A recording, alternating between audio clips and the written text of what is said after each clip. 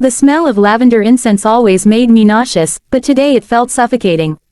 I sat on the edge of my own sofa, my hands instinctively wrapping around my 6-month pregnant belly.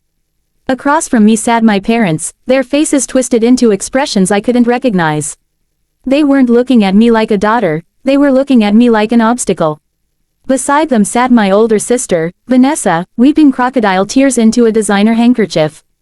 Vanessa had been married for 4 years and hadn't been able to conceive.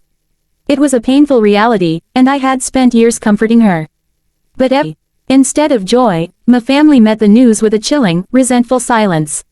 And today, the real ambush began. My mother leaned forward, her voice a sharp whisper that cut through the room.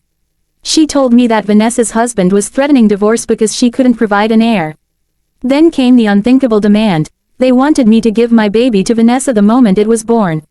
They wanted me to pretend I was just a surrogate, to sign away my rights, and to let Vanessa claim my child as her firstborn. I refused. I stood up, trembling, and told them to get out of my house. That was when the air in the room shifted from tense to dangerous.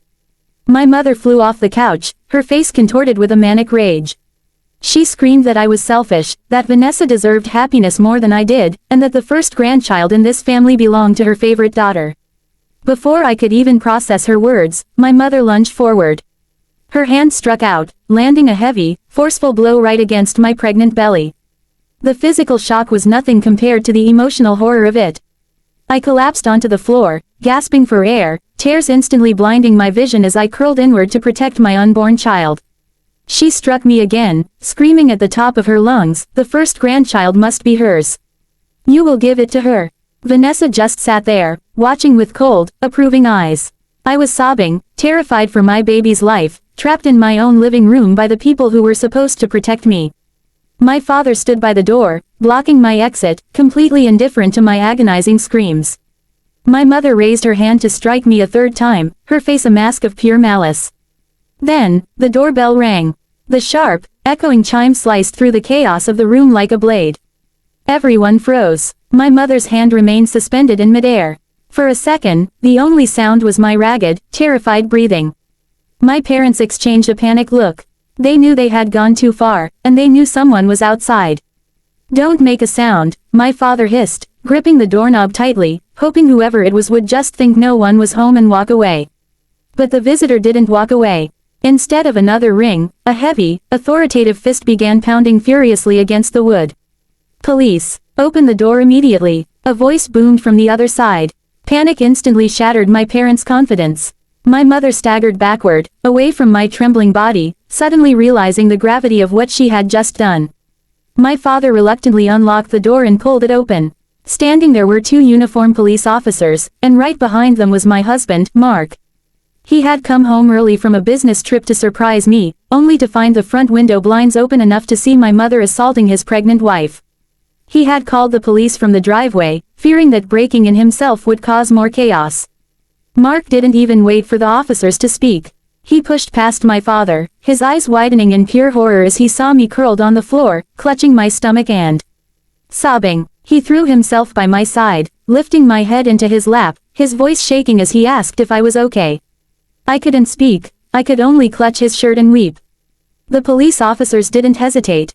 One immediately called for an ambulance, while the other stepped into the room, drawing his handcuffs. My mother tried to lie, her voice suddenly switching to a high-pitched, innocent tone.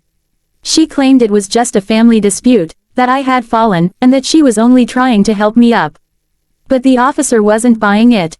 Mark pointed directly at the security camera nestled quietly in the corner of our bookshelf, a camera my parents had completely forgotten about. It had recorded every single second of the conversation, the demands, and the violent assault. Seeing the camera, Vanessa burst into real tears, realizing her desperate plan was entirely ruined. She tried to slip past the officers to escape, but the second officer blocked her path. Within minutes, the living room was flooded with paramedics and more flashing blue lights. As I was carefully lifted onto a stretcher, I watched the police click handcuffs around my mother's wrists. She was screaming obscenities at me, vowing that I would never be a part of the family again, while my father and sister were detained for questioning as accomplices. At the hospital, the hours ticked by in a blur of agonizing anxiety. Mark never left my side, holding my hand so tightly his knuckles turned white. Finally, the doctor walked in with a warm, reassuring smile. The ultrasound showed that the baby was completely unharmed, protected by a miracle. A wave of intense relief washed over me, and for the first time in hours, I could breathe. In the weeks that followed, I cut off all contact with my biological family.